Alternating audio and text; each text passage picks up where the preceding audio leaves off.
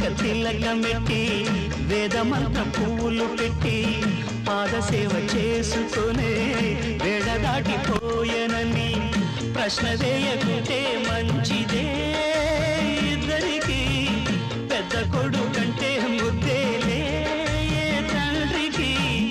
అందుకనే గుండె నీ గురు పీఠమైనది ఆరాధ్య దైవమని కొనియాడుతున్నది అంతకు మించిన భాగ్యమేదిరా బాబా లేలే బాబా నిద్దురలేవయ్యా ఏలే స్వామి మేలుకోవయ్యా రవి తేజ కిరణమే